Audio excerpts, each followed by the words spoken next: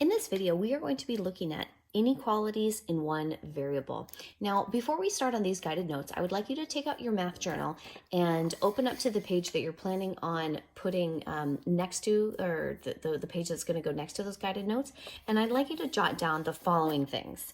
Okay, so we need to really look at the difference between an equality versus an inequality. Now, you probably know what an equality is. You've seen it so much using this symbol, showing that two things are equal to one another. We also think of these as being equations. An equation.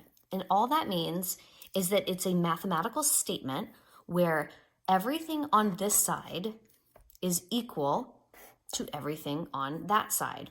Okay? So you can think of them as being the same or balanced. Okay, so if this were to be like a scale, an equality means that it's the same. It's in perfect balance with one another. Whereas an inequality is showing when two values are not equal.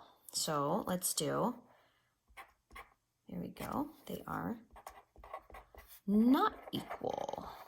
Okay. So a statement showing, or so we can say comparing,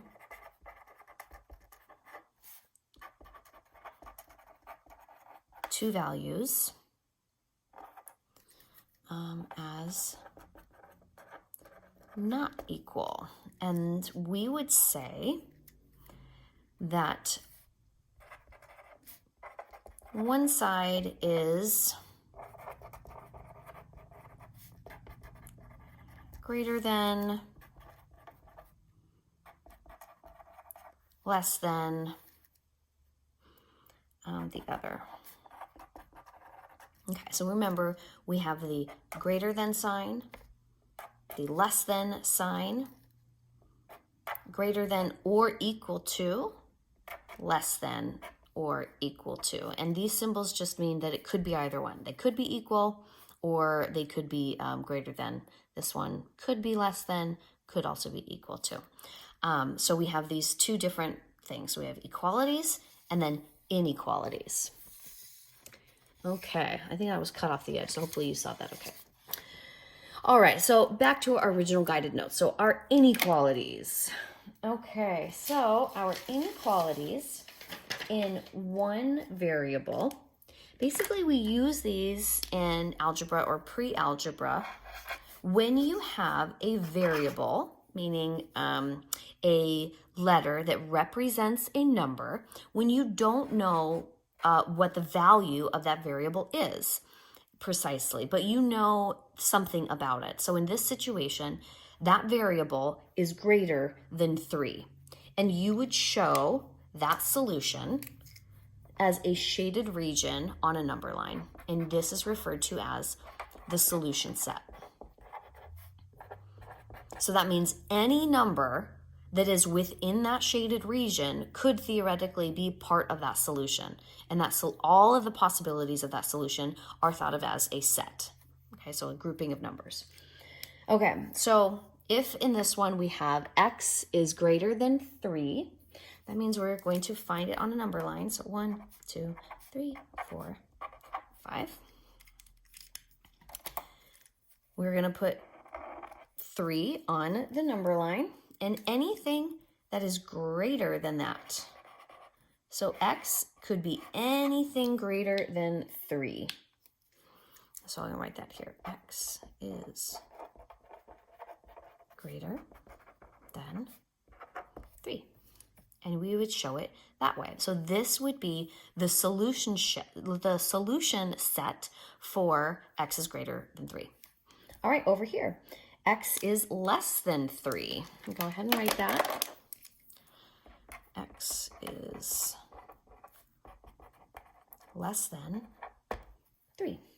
So again, I am going to find on my number line 1, 2, 3, 4, 5. And there's 3 on my number line. And this variable x could be anything on this side, anything going this way is part of the solution set. So I would draw that there, draw an arrow to show that it keeps going in that direction. Infinitely, anything that's on that side could be part of that solution set. Okay, now notice how I put an open circle here and there. This is very deliberate. Open circles. So these open circles show that they are not part of the solution set.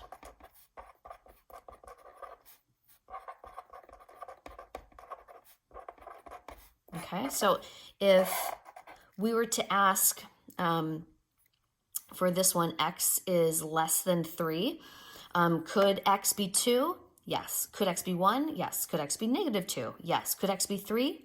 No, it couldn't be 3 because x has to be less than 3. Same thing over here. Could x be 4? Yes. Could x be 5? Yes. Could x be 1? No, because x has to be greater than 3. Could x be 3?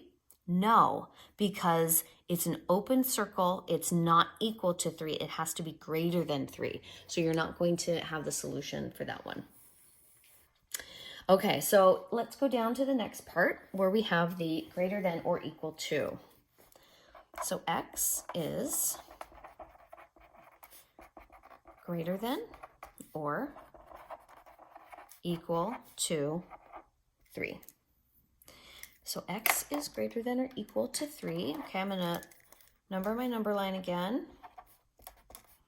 So I'm going to show this inequality on the number line. So it's going to be at 3.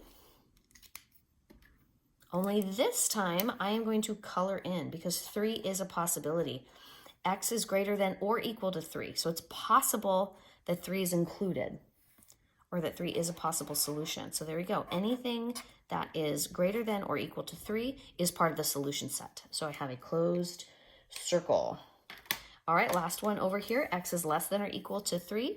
X is less than or equal to 3.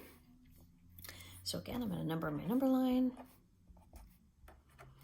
And it is quite possible that 3 is part of the solution set because it is less than or equal to. So I'm going to color in my circle.